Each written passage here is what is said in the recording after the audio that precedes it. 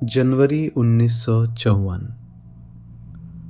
कोलकाता की सर्द सुबह। कालीघाट रिफ्यूजी मार्केट अभी पूरी तरह जागा भी नहीं था। दुकानों के शटर नीचे थे। हवा में ठंड थी। आम लोगों के लिए दिन की शुरुआत होने में अभी थोड़ा वक्त था, लेकिन सफाई कर्मी, वे हमेशा सबसे पहले जागते हैं। केओरतला शमशान के पास एक पब्लिक टॉयलेट के बाहर सुबह सुबह सफाई करते हुए एक स्वीपर की नज़र पड़ी 3 अखबार में लिपटे पैकेटों पर। ऐसे पैकेट देखना उसके लिए कोई नई बात नहीं थी। कचरा, बचा खुचा सामान, गंदगी, यही उसकी रोज़ की दुनिया थी। शायद वो इन्हें भी बिना ज़्यादा सोचे कहीं फेंक देता, लेकिन उस दिन कुछ अलग था। अखबार के किनारे फटे हुए थे। पैकेट नारियल की रस्सी से बंधे हुए थे। कागज पर सूखे खून के दाग थे। वो झुका। उसने जरा सा कागज हटाया और अगले ही पल उसके गले से एक चीख निकली। अंदर से बाहर दिखाई दे रही थीं इंसानी उंगलियां। कुछ ही मिनटों में भीड़ जमा हो गई। लोग पहले दूर से देख रहे थे, फिर पास आ गए, फिर हर कोई अपनी अपनी राय देने लगा। टॉलीगंज पुलिस स्टेशन को खबर दी गई। पुलिस पहुंची। सबसे पहले उन्हें लाश से ज़्यादा मुश्किल भीड़ को हटाने में हुई। फिर पैकेट खोले गए, एक के बाद एक। अंदर से निकले 2 हाथ जो कोहनी तक थे। हथेली, उंगलियां, कलाई, बाह का हिस्सा और सब कुछ कोहनी के जोड़ पर काटा हुआ। सब टुकड़े टुकड़े। जिन अखबारों में ये लपेटे गए थे वे जुगांतार के 21 नवंबर वाले अंक के पन्ने थे। ये कोई सामान्य हत्या नहीं थी, और सच कहें ये बस शुरुआत थी। उसी दिन दोपहर 30 जनवरी 1954, कालीघाट पार्क का गार्ड अभी अभी खाना खाकर निकला था। सर्दियों की सुस्त दोपहर थी। वो रोज की तरह पेड़ों के आसपास धीरे धीरे चक्कर लगा रहा था। तभी एक आम के पेड़ के तने के पीछे घनी झाड़ियों और घास के बीच उसकी नज़र पड़ी 4 अखबार में लिपटे पैकेटों पर। पैकेट बंधे हुए थे, वही नारियल की रस्सी। जिज्ञासा अक्सर इंसान को वहां ले जाती है जहां उसे नहीं जाना चाहिए। गार्ड ने बिना सोचे समझे अखबार फाड़ दिया, और जो उसने देखा उसने उसका दिमाग हिला दिया। वो चिल्लाने लगा, घबरा कर इधर उधर भागने लगा। राह चलते लोग रुक गए। 2 आए, फिर 10, फिर एक छोटी भीड़, फिर देखते देखते करीब 100 लोग।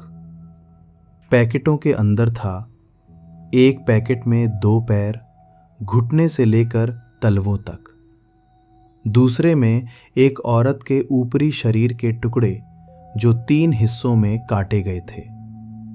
तीसरे में एक सिर जिसकी आंखें निकाली गई थीं, कान फाड़े गए थे, होठ चीर दिए गए थे, चेहरे की चमड़ी उतार दी गई थी, और चेहरा इतना बिगाड़ा गया था कि पहचान मुश्किल हो जाए। सिर पर बस कुछ बालों के रेशे बचे थे, और एक पैकेट में था एक पूरा विकसित मृत भ्रूण।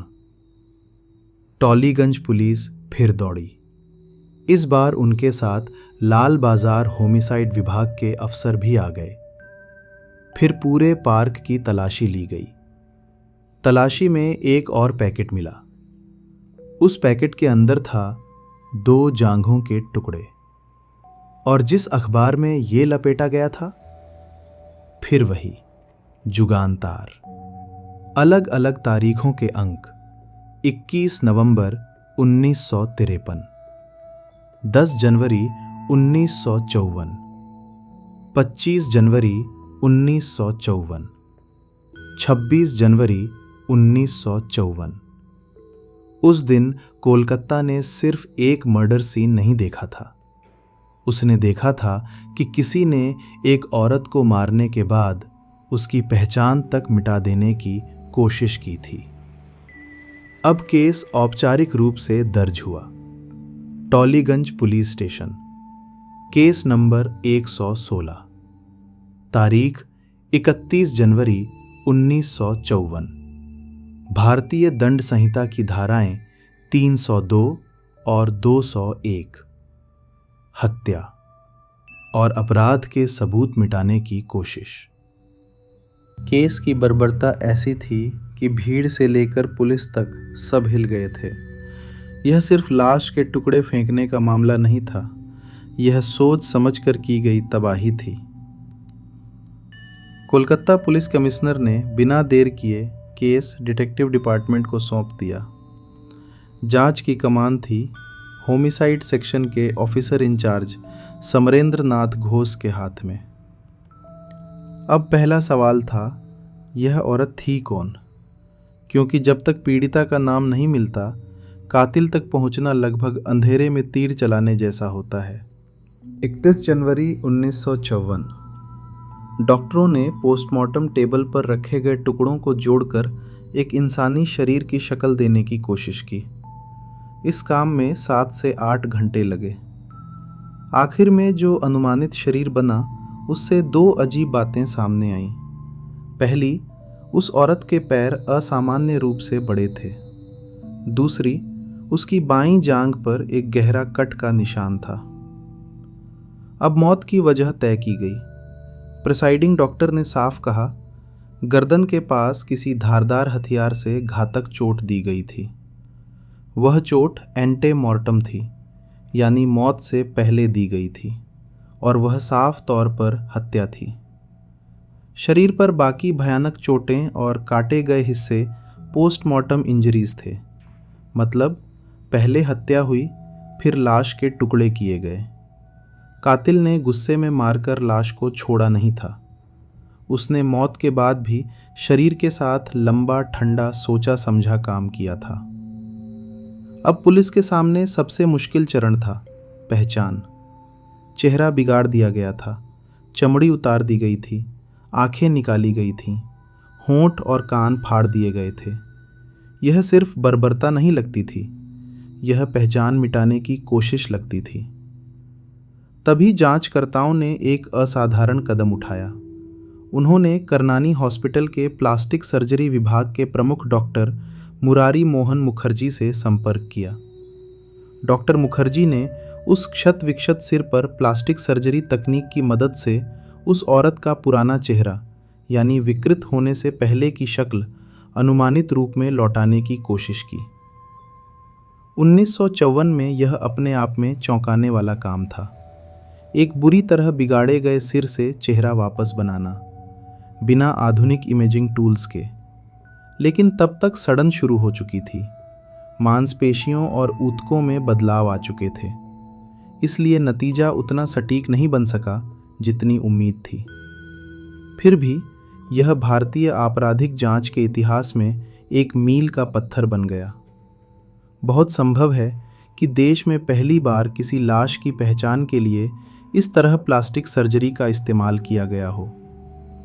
उस पुनर्निर्मित चेहरे की तस्वीरें अखबारों में छपीं। जनता से अपील की गई, अगर कोई इस औरत को पहचानता हो तो पुलिस को खबर दे। 1 हफ्ता बीत गया, कोई नहीं आया। 20 दिन बाद भी पहचान स्थापित नहीं हो सकी। नील रतन सरकार मेडिकल कॉलेज अस्पताल के मुर्दा घर में रखी लाश को नियम के मुताबिक दाह संस्कार के लिए भेजना पड़ा। कुछ जैविक नमूने सुरक्षित रखे गए। इस दौरान कोलकाता पुलिस ने पूरी पड़ताल की।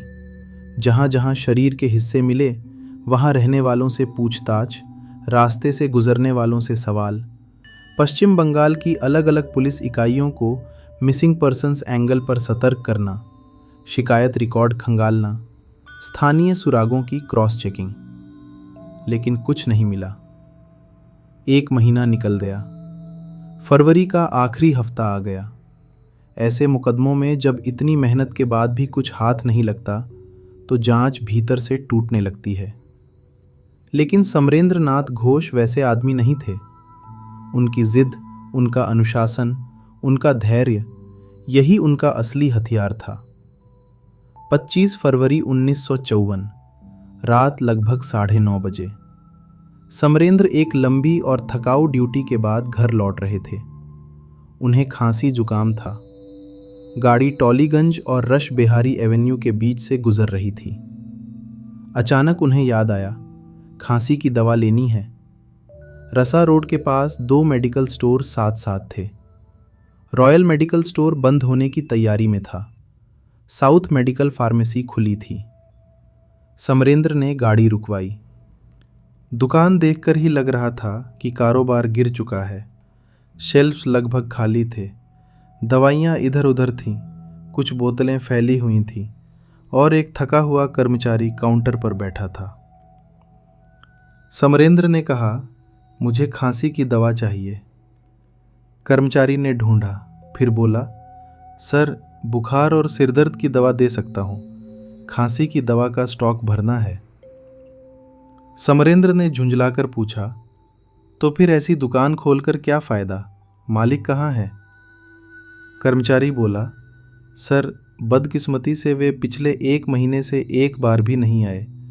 मैंने कई बार खबर भिजवाई है। आम तौर पर वे रोज़ शाम को आते थे।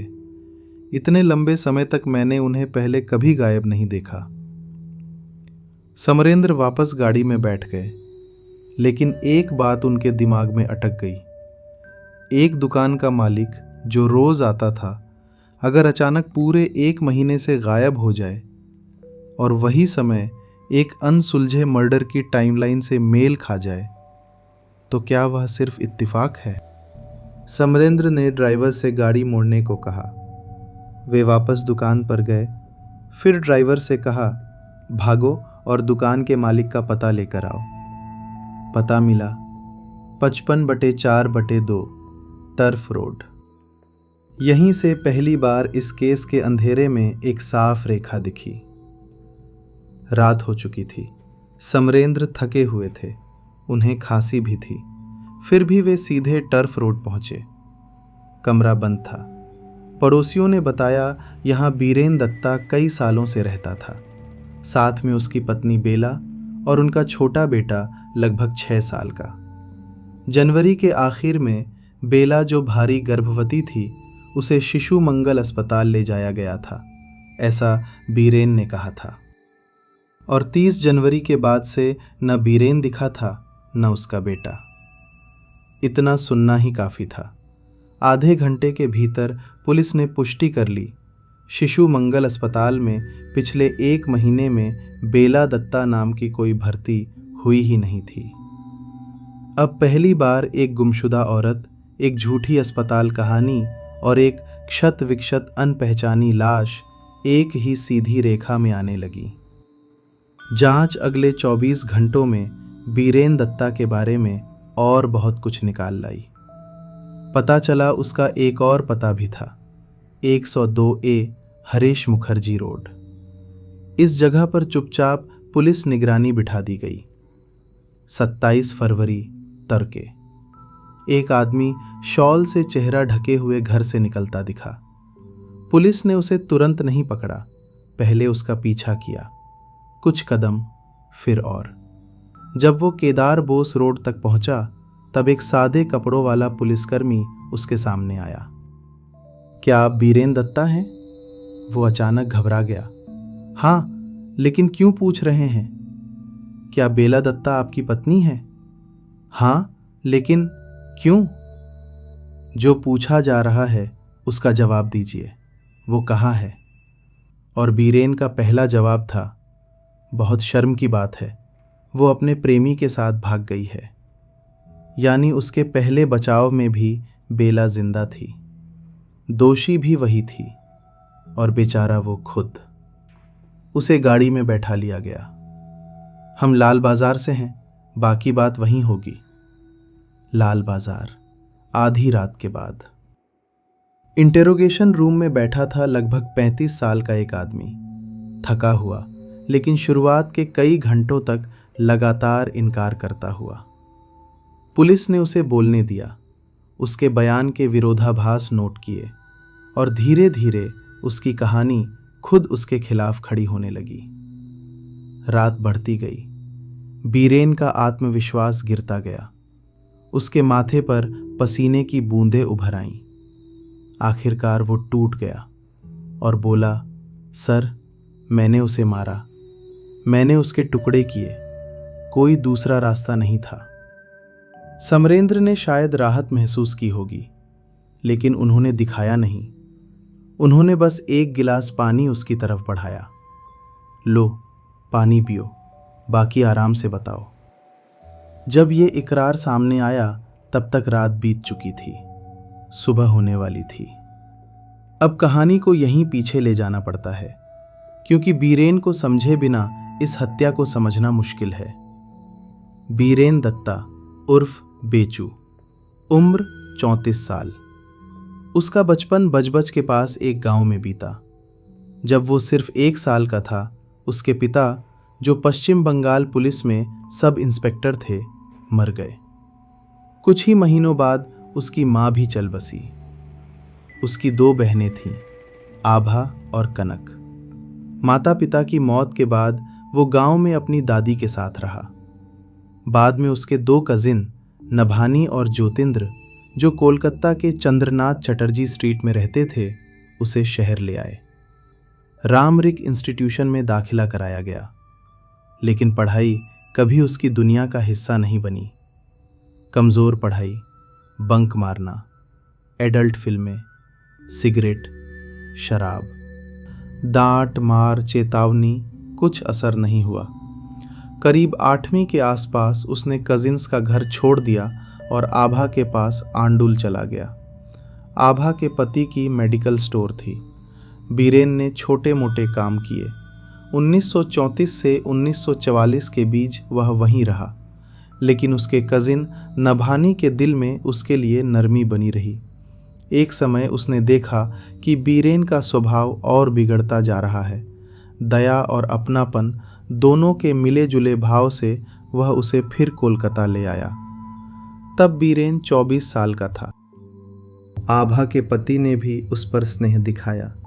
उन्होंने रसा रोड पर साउथ कलकत्ता फार्मेसी नाम की एक दवा दुकान खरीदी थी और पूरी कानूनी प्रक्रिया के साथ वह दुकान बीरेन को दे दी। यह उसकी जिंदगी का बड़ा मोड़ था। जिंदगी ने उसे एक सीधा रास्ता दिया था। उसे बर्बाद करना उसने खुद चुना। कोलकाता लौटने के बाद बीरेन फिर नभानी के घर में रहने लगा।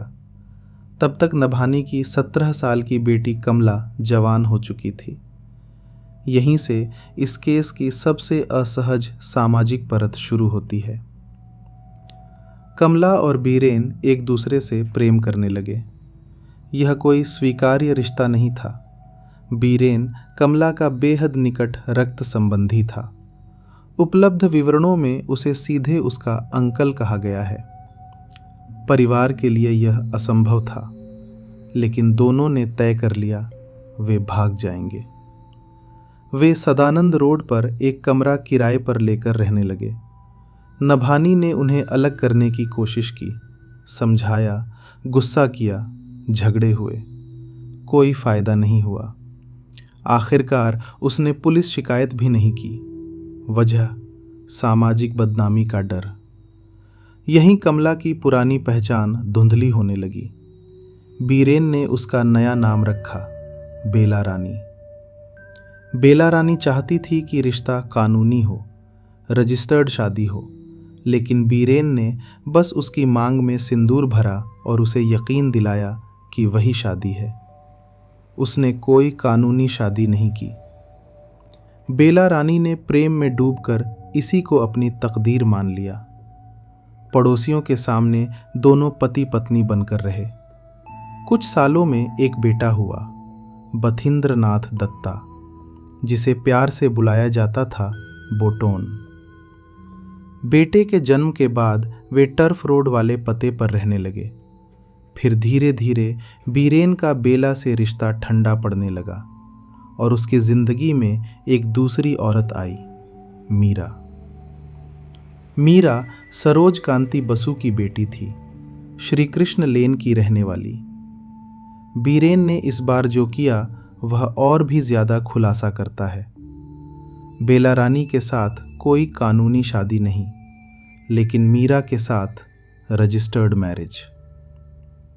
1948 के आसपास उसने मीरा से शादी कर ली। बेला के बारे में एक शब्द तक नहीं बताया। उसकी इस दोहरी जिंदगी का राज किन्हें मालूम था? उसकी बहनों को, उसके बहनोइयों को, और उन्होंने चुपचाप उसका साथ दिया, क्योंकि वे बेला के साथ उसके रिश्ते को कभी स्वीकार नहीं कर पाए थे। शादी के पहले 2 साल मीरा बीरेन की बहन के गोवा बागान वाले घर में रही। इसी दौरान मीरा ने एक बेटी को जन्म दिया, लेकिन वह बच्ची कुछ दिनों में मर गई। उस सदमे के बाद जब वह कुछ संभली तो उसने बीरेन से कहा, हमें अपना अलग घर चाहिए। आखिरकार बीरेन मान गया। उसने 102A हरीश मुखर्जी रोड पर एक छोटा कमरा किराए पर लिया। 1953 में उनका एक बेटा हुआ।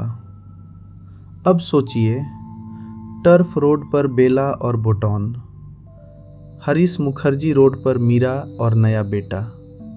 दोनों पते बहुत दूर नहीं थे, फिर भी महीनों तक दोनों औरतें एक दूसरे के अस्तित्व से अनजान रहीं। बीरेन दोपहर का खाना बेला के साथ खाता, मीरा से कहता, काम बहुत है, YMCA कैंटीन में खा लिया। रात मीरा के साथ बिताता। बेला से कहता, दवाइयाँ खरीदने के लिए शहर से बाहर जाना पड़ता है। यह सिर्फ झूठ नहीं था, यह 2 जिंदगियों को एक साथ चलाने वाला हिसाबी धोखा था। बीरेन में एक और चीज़ थी, अभिनय। थिएटर और यात्रा का शौक बचपन से था। मोहल्ले के नाटकों में काम करता था। बाद में टॉलीगंज के स्टूडियो, खासकर न्यू थिएटर्स के चक्कर लगाने लगा। फिल्म निर्माताओं और निर्देशकों से जान पहचान बढ़ी और उसने कम से कम 6 बांग्ला फिल्मों में काम किया। इनमें शामिल थीं कामोना, नारी, मुहाकाल, शुभोदा, निष्कृति और पापेर पथे। फिल्मी दुनिया के संपर्कों ने उसे और रास्ते दिखाए, रेस, जुआ और देह व्यापार। दवा दुकान पर उसका ध्यान कम होता गया। दुकान कर्मचारियों के भरोसे चलती रही, कारोबार गिरने लगा। अब उसके सामने था 2 घर, 2 झूठी जिंदगियां, गिरता कारोबार, कर्ज और बढ़ता खर्च। फिर एक और खबर आई, बेला दूसरी बार गर्भवती थी। यहीं बीरेन के हिसाब से संकट अपने सबसे नीचे बिंदु पर पहुंच गया। लेकिन असली संकट खर्च नहीं था, असली संकट था उसका झूठ अब टिकने वाला नहीं था। पूछताछ में बीरेन ने कहा, मैं और नहीं झेल सकता था सर, मेरा बिजनेस बुरी तरह गिर गया था, मुझे कर्ज लेना पड़ा। मैं मीरा और बेला दोनों से झूठ बोलते बोलते थक गया था। मुझे डर था कि मैं पकड़ा जाऊंगा। मीरा को शक होने लगा था। बेला भी अब पूछने लगी थी कि मैं ज़्यादातर रातें घर से बाहर क्यों बिताता हूँ। और जब मुझे पता चला कि वह फिर से बच्चा पैदा करने वाली है तो मैं अतिरिक्त खर्च के ख्याल से कांप गया। तब मैंने सोचा कि उसे हटा देना ही सबसे अच्छा है। यकीन मानिए सर, और कोई रास्ता नहीं था। अपराधी अक्सर यही कहते हैं जब वे नैतिक चुनाव को मजबूरी की शक्ल देना चाहते हैं, लेकिन यहाँ यह झूठ था। 2 अलग घर बनाना एक चुनाव था, दूसरी शादी करना एक चुनाव था, और हत्या भी एक चुनाव ही थी। 27 जनवरी 1954। बेलारानी 9 महीने की गर्भवती थी। रात करीब 10:30 बजे बीरेन फार्मेसी से घर लौटा। बोटॉन सो चुका था। बेला ने उसे खाना परोसा। वह चुपचाप खाता रहा। फिर अचानक उसने रूखे स्वर में कहा, मैं उस बच्चे पर पैसा खर्च नहीं करूंगा जो मेरा है ही नहीं। यह आरोप सिर्फ नैतिक चोट नहीं था, यह एक सोचा समझा उकसावा भी था। बेला की सहनशक्ति जवाब दे गई। उसने कहा, क्या तुम्हें लगता है कि मुझे तुम्हारी रंगरेलियों के बारे में कुछ पता नहीं? बस यहीं से वह चिंगारी निकली। लेकिन बीरेन के इकरार से लगता है कि वह इसी पल का इंतजार कर रहा था। उसने बेला को पीटना शुरू कर दिया। फिर रसोई की तरफ भागा। वहां से एक हंसिया उठाया और उसने बेला की गर्दन के पास वार किया।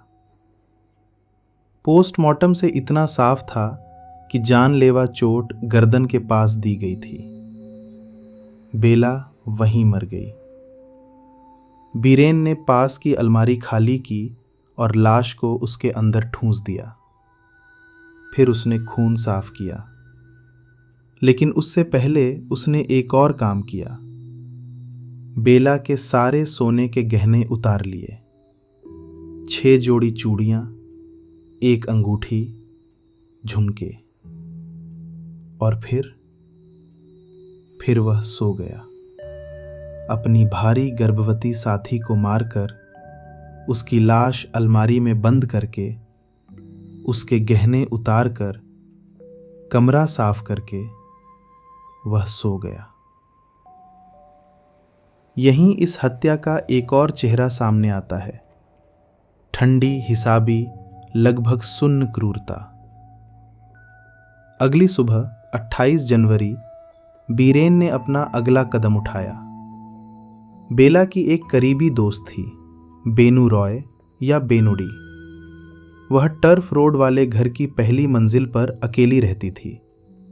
उसे बोटॉन से बहुत लगाव था। दिन का बड़ा हिस्सा उसी के साथ बीतता था।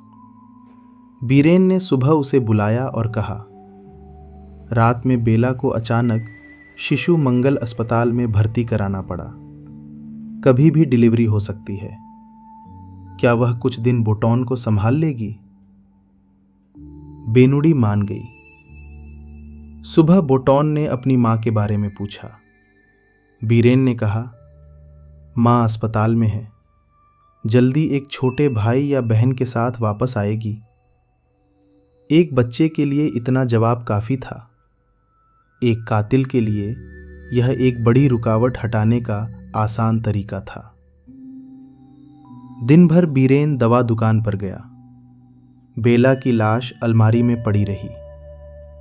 अब तक उसने निपटान की योजना तय कर ली थी। रात को करीब 9:30 बजे जब दुकान के कर्मचारी घर चले गए, बीरेन ने दुकान से कुछ जुगानतार अखबार उठाए और सीधा टर्फ रोड लौट गया। उसने बाद में कहा, मैंने अलमारी से बेला की लाश निकाली, फिर हंसिए से उसका सिर काटा। उसके बाद कान, नाक, बाल, हाथ, पैर, सीना, पेट, सब एक एक करके काटा। चेहरे की चमड़ी भी उतार दी। फिर हर हिस्से को जुगानतार के अखबार में लपेटा, नारियल की रस्सी से बांधा, वापस अलमारी में रखा और ताला बंद कर दिया। कमरा खून और सड़ांध से भर गया था, इसलिए मुझे कई बार फिनाइल से धोना पड़ा। यह सिर्फ गुस्से का विस्तार नहीं था, यह ठंडा, सोचा समझा श्रम था। चेहरा उधेड़ना सिर्फ क्रूरता नहीं था, यह पहचान मिटाने की कोशिश भी थी।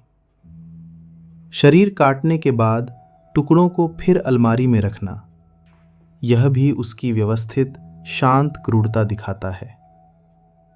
सब कुछ करने के बाद वह फिर सो गया, 2 रात तक।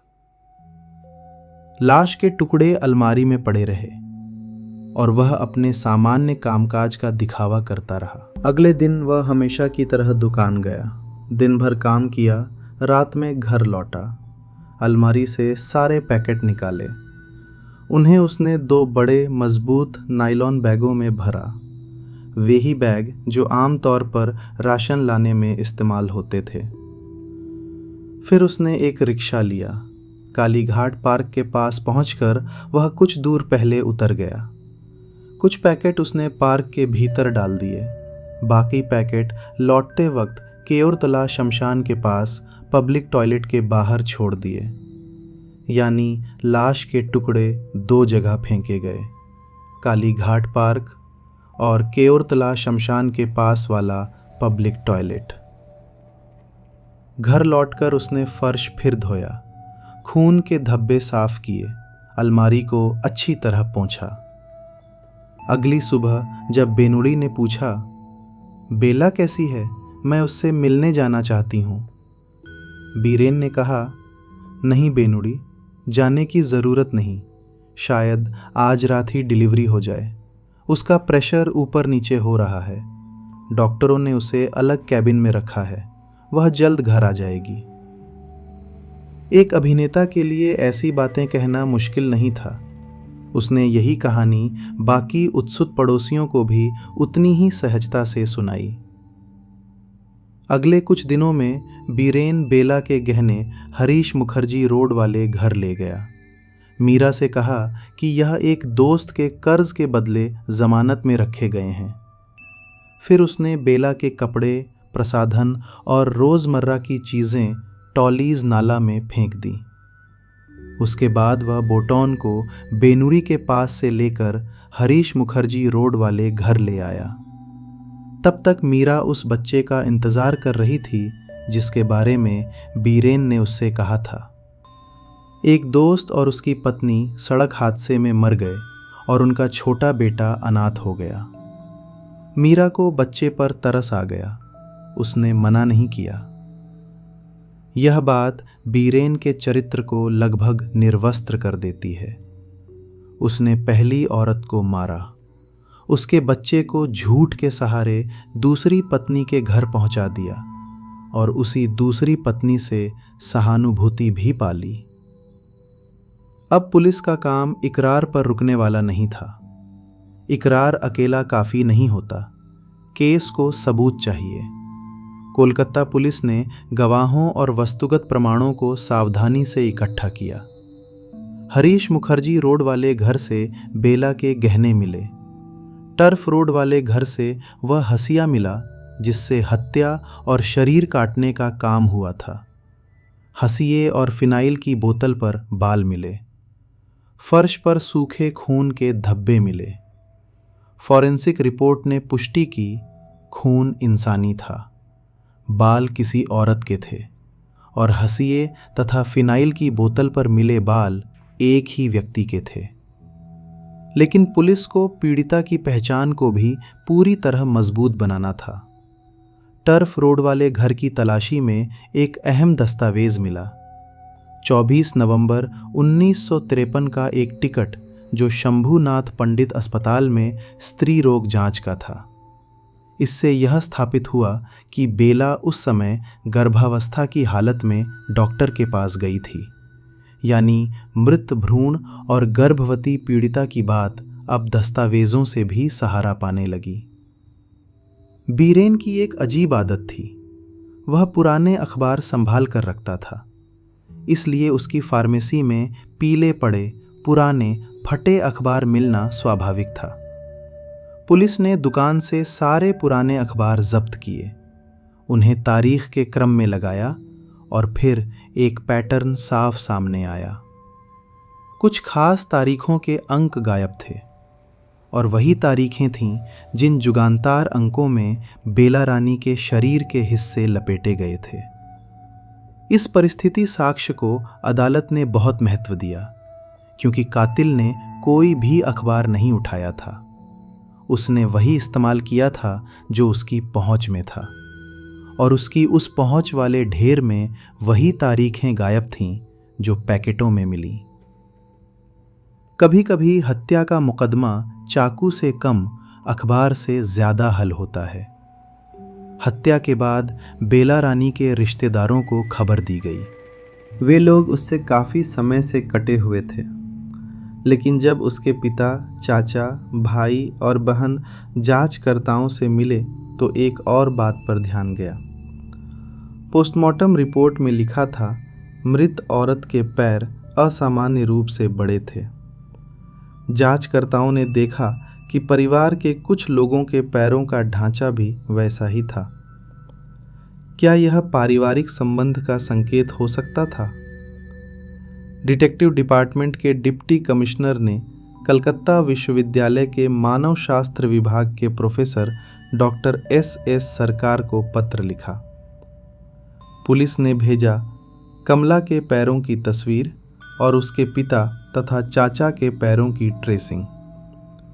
सवाल था, क्या यह एक ही परिवार की रेखा की तरफ इशारा करता है? डॉक्टर सरकार ने अध्ययन किया, फिर जवाब भेजा, हाँ, वे एक ही परिवार से थे। यह 1954 का विज्ञान था। न डीएनए, न डिजिटल प्रोफाइलिंग, न कोई जेनेटिक डेटाबेस, सिर्फ निरीक्षण, तुलना, आकारिकी और मानव शास्त्रीय अध्ययन। और फिर आया एक ऐसा सबूत जिसे कोई वैज्ञानिक मशीन पूरी तरह बदल नहीं सकती। एक माँ की याद। याद कीजिए, पोस्टमार्टम में एक और बात सामने आई थी, बाईं जांघ पर गहरा कट का निशान। जांचकर्ताओं ने उस हिस्से की तस्वीर बेला रानी की माँ को दिखाई। वह टूट गई। रोते हुए उसने कहा, जब उसकी बेटी कमला 8 साल की थी तब उसकी जांघ पर चोट लगी थी। वही स्थायी निशान रह गया था। इस गवाही ने पहचान को और मजबूत कर दिया।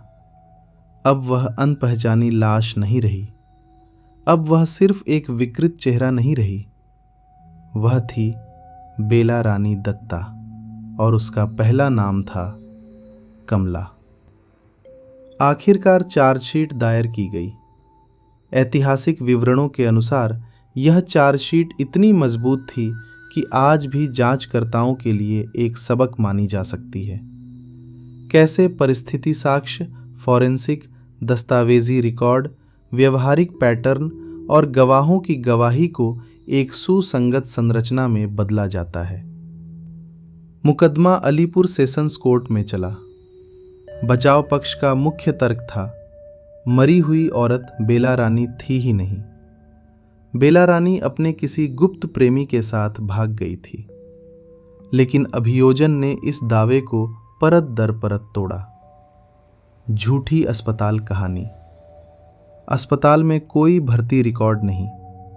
इकरार, गहनों की बरामदगी, हंसियां, खून, बाल, अखबारों का संबंध, गर्भावस्था वाला दस्तावेज, पैरों की पारिवारिक बनावट और मां की पहचान। लगभग 6 महीने तक बहस और जिरह चली।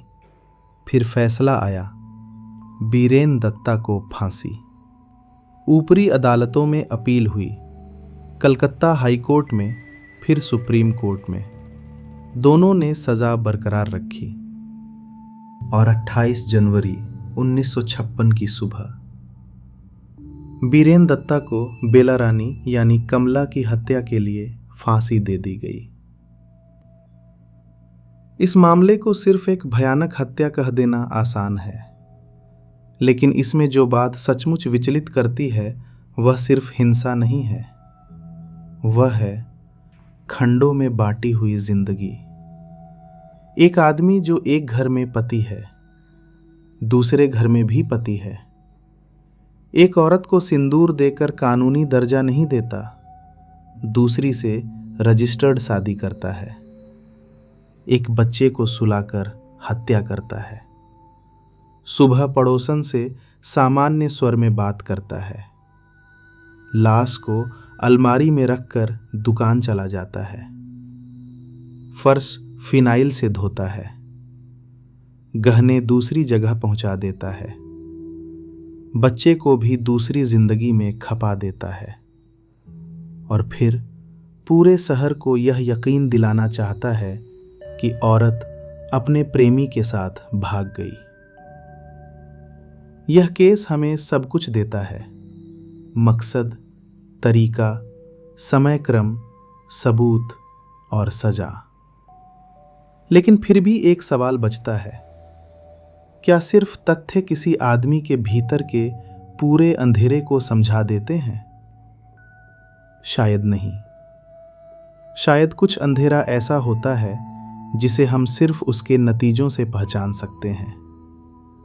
और इसी वजह से बेला रानी दत्ता मर्डर केस आज भी भारतीय अपराध इतिहास में एक अलग जगह रखता है। सिर्फ इसलिए नहीं कि वह बर्बर था, बल्कि इसलिए भी कि 1954 में बिना डीएनए, बिना आधुनिक तकनीक, बिना आसान पहचान के तरीकों के कोलकाता पुलिस को एक मरी हुई औरत का चेहरा फिर से बनाना पड़ा, उसका नाम फिर से जोड़ना पड़ा, उसकी जिंदगी फिर से पहचाननी पड़ी और फिर यह साबित करना पड़ा कि जिस आदमी ने उसे मिटाने की कोशिश की, वही आदमी कभी उससे प्रेम का दावा करता था। कालीघाट के उन अखबार वाले पैकेटों में सिर्फ शरीर के टुकड़े नहीं मिले थे, वहां मिला था एक दोहरी जिंदगी का ढांचा, एक अजन्मे बच्चे की मौन मौत, एक छोटे बच्चे का बिखरता संसार और एक ऐसी जांच जो अगर एक छोटी सी अनियमितता को न पकड़ती तो शायद यह केस और लंबे समय तक अंधेरे में दबा रहता। अगर आप इस मामले को सिर्फ एक क्रूर हत्या कहेंगे तो आप आधी कहानी ही समझेंगे। पूरी कहानी यह है, यह पहचान, छल, फॉरेंसिक नवाचार और अपराधी मनोविज्ञान, इन सब का मामला था। और शायद सबसे बेचैन करने वाली बात यह है, बीरेन दत्ता कोई डरावना दिखने वाला आदमी नहीं था। वह एक दवा दुकान चलाने वाला आदमी था, एक अभिनेता था, एक पति था, एक पिता था। और कभी कभी सबसे भयावह चेहरे वही होते हैं जो आम जिंदगी के बीच बिल्कुल सामान्य दिखते हैं।